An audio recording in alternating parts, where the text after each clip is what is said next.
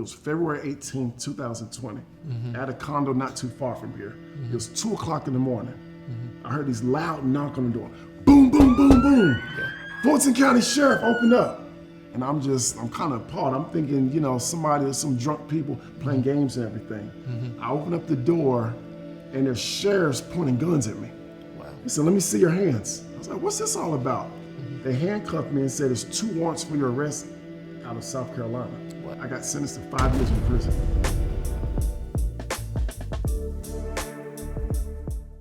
Hello and welcome to the Property Power Play, where we empower you with the tools necessary to play the game of real estate and win.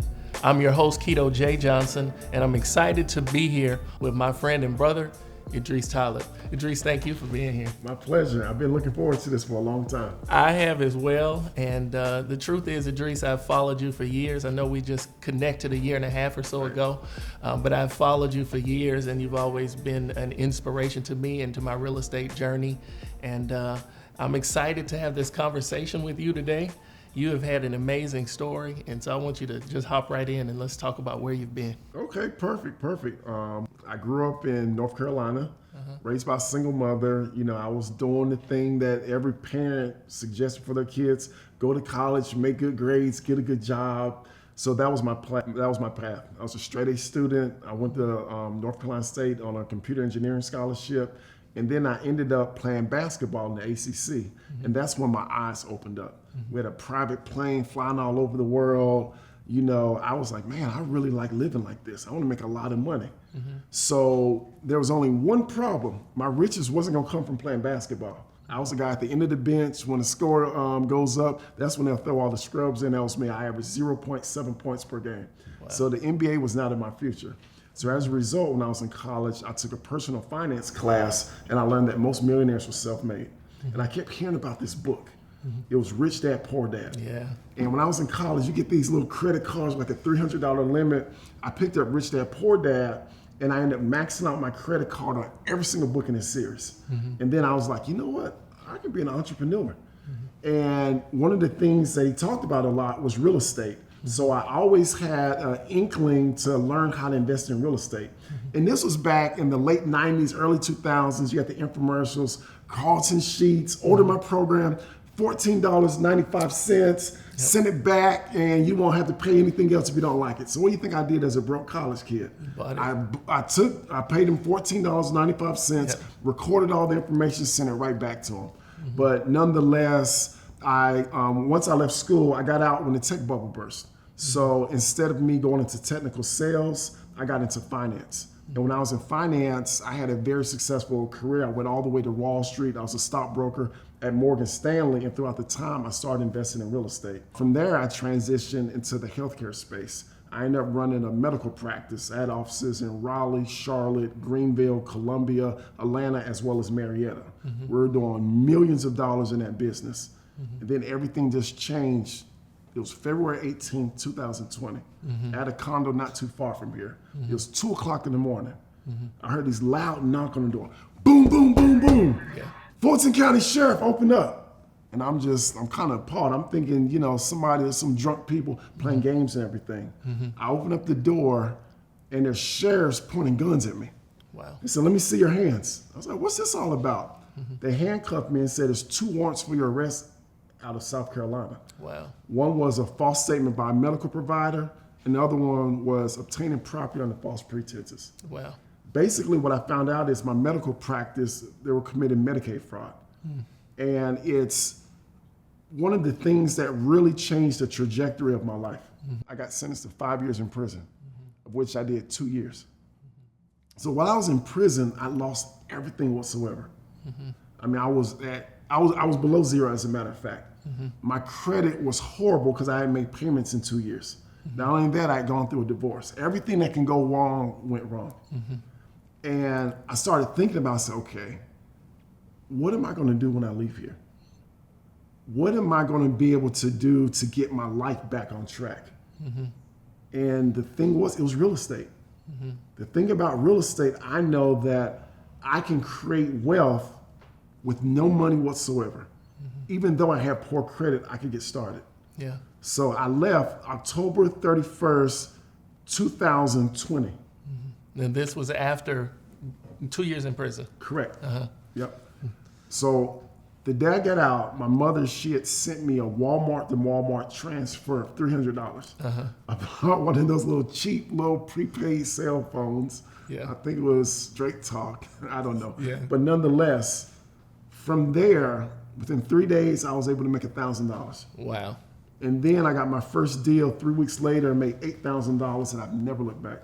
Now, a lot of our viewers I know may be interested in real estate, and this question comes up a lot. Like, can I really get started with no money, no credit, like no experience? That comes up often. You just told me that you ended up in prison, right? You were there for 2 years. Your credit was done. Correct. You got out. Your mom sent you $300. Correct. And in 24 hours, you made $1,000.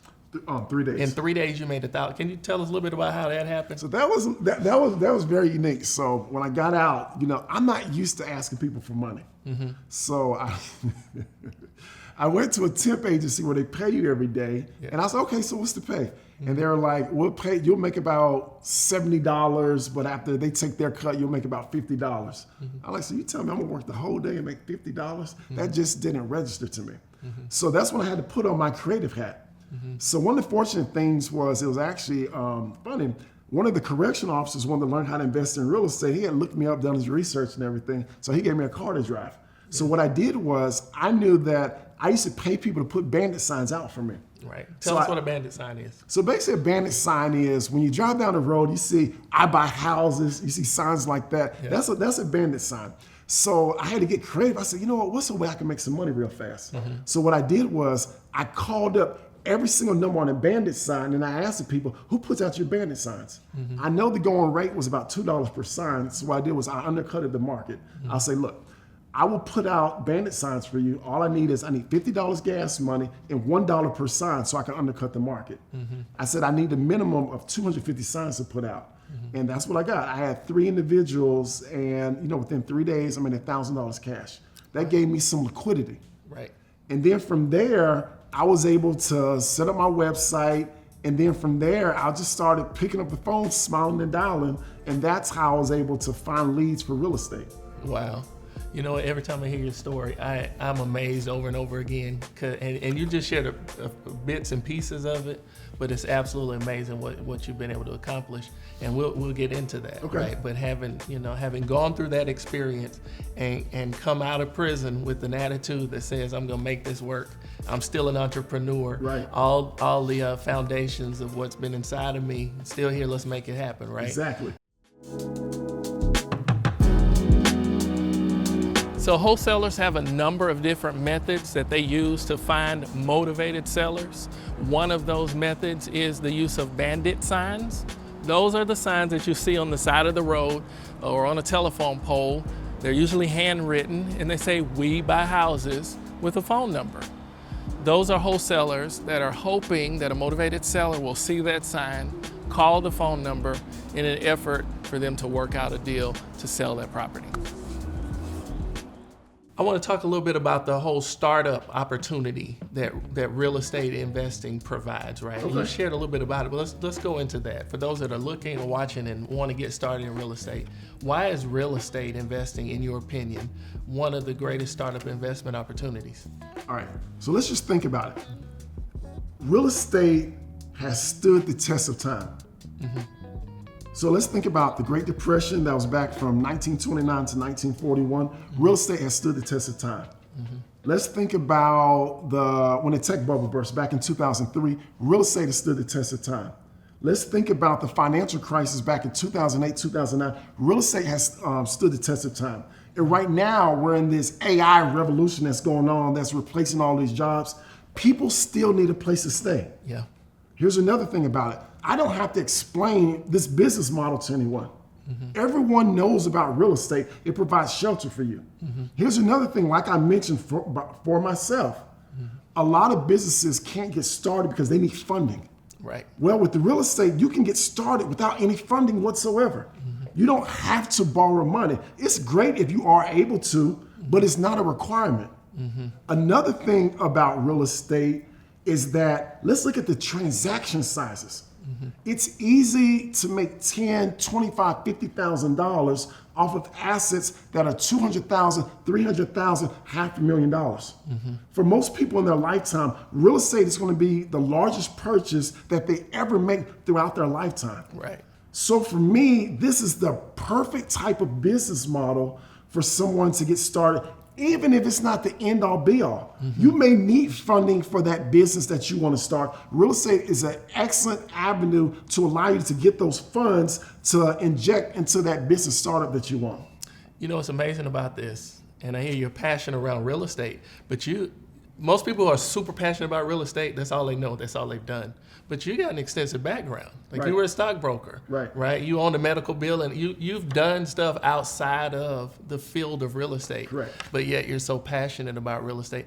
Is it safe to say that you feel like real estate should be the foundation of all investment strategies, whether you're doing other things or not? How do you feel about that? Absolutely.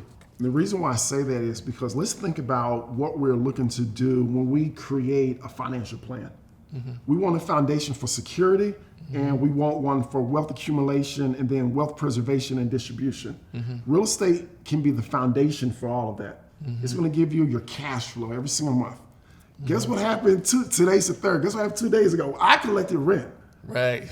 On the first of the month, no matter what, that rent comes in month in, month out, month in, month out, month in, month out. Right. You know, I always tell people we have residual bills. We should have some residual income to offset those expenses.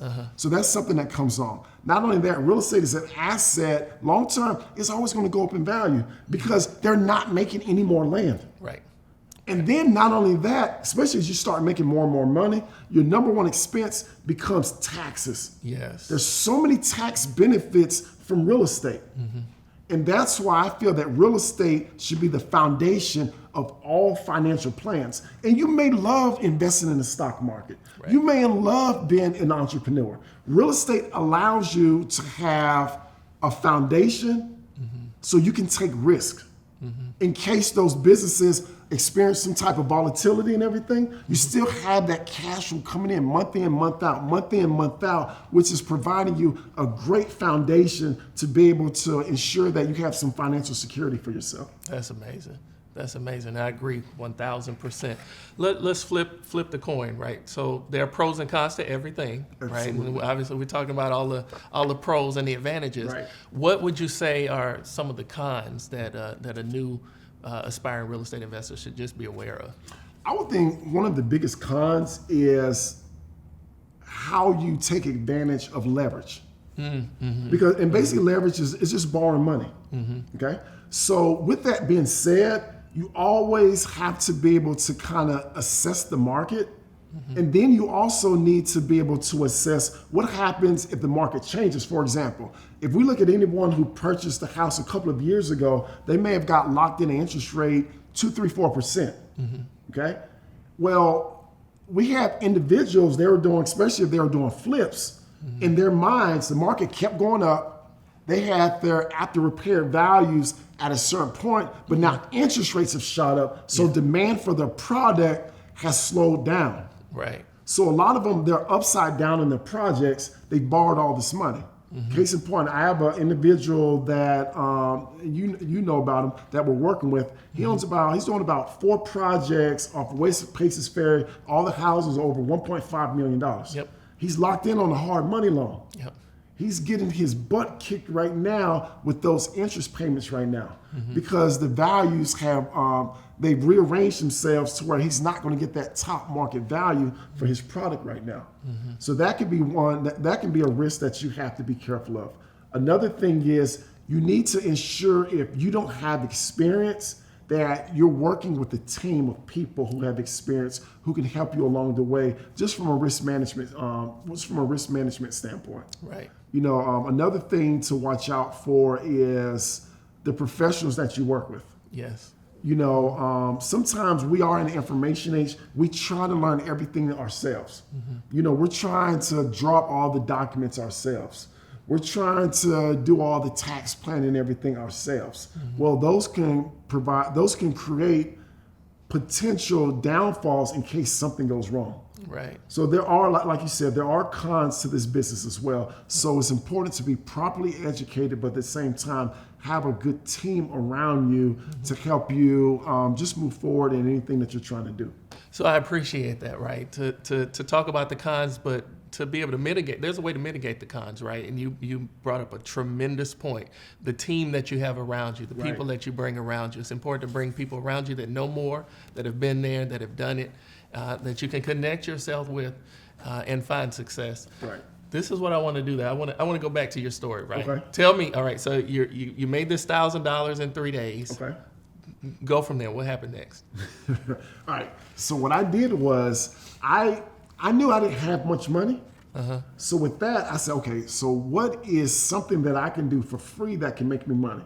So this is what I'm going to tell you exactly what I did. This is the blueprint of how I made $8,000 in 3 months. All right, I'm ready for it. Not 3 months, I'm sorry, 3 weeks. Okay. All right. I went on Zillow.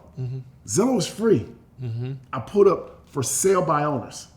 I also put up for rent by owners. And I sent them a text message. Most people nowadays, they don't want to answer their phone. So I shot them a text message. So I said, look, I saw your house for rent. I'm looking for a long-term lease of at least 2 years. Would you be open to that? Okay? A lot of them are open to that. Okay. Assuming all of my payments come in on time, would you consider selling at the end of that term? So what I described is a lease with an option to buy. Right. Some people said yes, some people said no. So for the individuals that say yes, I will put that house under contract. Remember, this is free. Yeah. No money down whatsoever. Yeah. Now, this is how I made money. I would find individuals who want to get into a house on a rent-to-own basis. There's a lot of individuals that are sick and tired of paying rent all the time, but yet they're not able to qualify for a mortgage. So check this out. I use Craigslist and Facebook Marketplace. This is the headline. Yeah. Just imagine, especially for all your parents out here. Good credit, bad credit, or no credit at all. Rent to own your home in this award-winning school district. Okay, got you. Every parent, when they get ready to move, the first thing they want to know about a neighborhood, how are these schools? It's basically just copywriting. So I knew that I was going to draw in a substantial amount of people who were interested in what I had to offer. Right. My phone blew up. And when they called me, I would just do my due diligence. I was trying to find out, okay, how much money can you put down? How much money can you afford every single month? And then I would invite them out to the house. And at that time, it was first come, first serve. As a matter of fact, it creates a bidding war because people are very interested in being able to get into a house on a rent-to-own basis. You know, I found this couple. They had two small young children. One was a boy, one was a girl. They came in, and as a matter of fact, I made a little bit more than $8,000. So they put $8,000 down, and then the payments on it was $2,000 every single month. I gave the person that I was getting the house from $1,750 a month. So I was able to cash flow $250 every single month as well. Wow. And that's how I got rolling. And then from there, I just kept it going and I kept it going. You know, another thing that happened to me was I was in another city. Because when I got out of prison, I got out 6 months early. I was in Columbia, South Carolina. So that was a totally new market. And then this was in the middle of the pandemic. So as a result, we were in a seller's market. And at that time, prices kept going up. So one of the things I had to do was I had to change up my strategy. For people who had houses for sale by owner, one of the things that I did was whatever it is they were asking for, I would give them what they're looking for. Most people, when they think about investors, it's I have to buy low, sell high to create a spread for myself. Right. I said, well, you know what? I can offer them full market value and still make money for myself because I know that's what they want. I'm able to control the asset, you know, especially, you know, I'm not a realtor like you. So I have to have equitable interest in that property. Right. And I do that by conveying a contract with them. And then once I was able to do that, I would just market for people who are looking for that product. And then I'll have to go back, renegotiate, create a spread for myself, and that's how I'll make money. Wow. And so $8,000, that was your first deal. That was my first deal. First deal. And so how long has it been since then to now? It's been a little over 2 years. A little over 2. Is that, I mean, first of all, thank you for breaking the strategy down. And I hope our viewers understand You gave us the tools. We can do that right now. Absolutely. And you told us exactly what to do. Absolutely. So in the last 2 years, is that still the strategy that you're focusing on?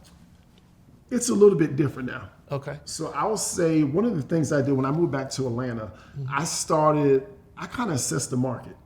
You know, my niche is high-end real estate. I love homes, anything over $700,000.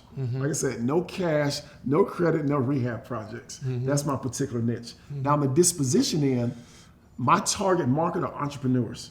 Right. Because as an entrepreneur, you're able to make a substantial amount of money, but what happens during tax time? Who want to pay all this money in taxes? Exactly. Right. So what do entrepreneurs do? Especially again, you write everything off. You live in a $700,000 house. You're paying rent. You're getting frustrated. You're paying all this rent on that house. Yeah. But during tax time, you may have generated $1 million in business, but you're showing a $40,000 income. Yes. No lender is going to approve you for a $700,000 mortgage when you're showing $40,000 of income, even though you may even have a 700 credit score. I know you can afford that house. So they come to me. And I can help them get into that house either with seller financing or rent-to-own basis. And the wonderful part, it's mutually beneficial.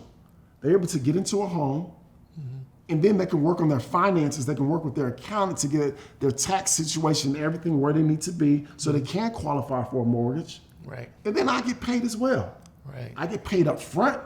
I get paid every single month, and I get a huge check on the back end once they're able to qualify for that mortgage. Right. One of the things I love about what you said, and I just love about real estate in general, is that real estate in this industry is one of the ways that you can create win-win-win situations, right? Absolutely. In the scenario that you've described, everybody wins, right? The person that has the house that needs to get out of it for whatever reason or to lease it out, they win because they accomplished their goal. You win as the investor because you put the deal together. And then the person that moves in and is paying you monthly, ultimately with an opportunity to buy on the back end, everybody wins in the scenario. Absolutely. And that's what's so powerful about real estate. Right. So from a foundational perspective, like talk about, and you've already talked about it a little bit, but how is, in your opinion, real estate the foundational asset that one can use to leverage to grow any other area of their life? I love it because real estate is going to provide you that passive income, month in, month out, month in, month out. It creates consistency. When we look at a lot of other asset classes, a lot of them, it's either, most of it is capital appreciation and everything. The only time you're able to reap the rewards from that asset is by selling that asset off. Right. Another thing is there's a lot of volatility with those prices as well. Especially we're looking at, commodities, we're looking at crypto, we're looking at stocks and everything. There could be a lot of volatility. Okay. The problem with volatility, that means uncertainty. So you can't start making plans, too far out in the future. The thing about real estate, by having that foundation, it allows you to transition into those other asset classes so you can capture a lot of that upside potential. And that's why I believe just real estate should be the foundation of all financial plans, because like I said, it is not going anywhere as long as there's human beings alive. What would you say to those who want to get started? What's one piece of advice you would give? I would say the first thing is get some education, but more importantly, have implementation. Yeah. And find one thing. Don't be all over the place. The great producer of this network, Lamar, always talks about fractured focus. That I would say is the #1 killer of success. They're all over the place. They're thinking about doing some of everything. Pick one thing. Stick with it. Make it work. Start making money from it. Right. And that is going to allow you to move on to the next thing that you're looking to do. Right. When I think about that, I think about how I've mentored folks for years. And one of the consistent things that comes up is, there are gurus out there talking about everything, right? And so I have a mentee that'll come to me and say, hey, Kito, I'm focusing on doing lease options, right? And then I talk to him next week. Hey, Kito, I'm doing subject tools, right? And I talk to him next week, Kito, I'm deep diving into wholesale, right? They're all over the place doing a whole lot of different things, but that fractured focus piece is so very important. Look, I want to say to you, you're super inspiring. I said up front, you've empowered my life, and I thank you for being here to share in the way that you have today. And I'm looking forward to continue to work with you and having you back on the show at some point, all right? I would love to, but I need to say one thing about you. I always have this quote I always say. If you're going to be great, expect some hate. People hate on everybody who's successful. I'm going to tell you something. I've known about you for years. I have never heard one negative word about you. Not one. Not one. Like, I never have. Every single person, when you say Kito Jonson, they talk about how professional you are. Wow. They talk about how you truly have a heart for helping individuals create success for themselves. So, I mean, you've defied the odds, and, you know, I'm just excited to be here with you. And then, you know, I love this business. It's helped me transition from nothing to something. And, you know, I look forward to, you know, us working together. Absolutely. Thank you so much. Thank you, man. Thank you. Look, I want to thank you for being here today, a part of the Property Power Play. It's right here that we empower you with the tools necessary to play the game of real estate and win. I'm Kito Jonson. I'm your host, and I look forward to seeing you next time.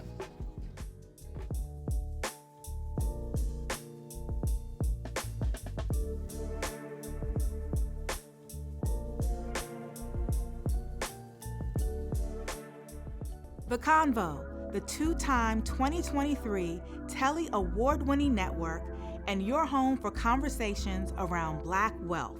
Available on all platforms.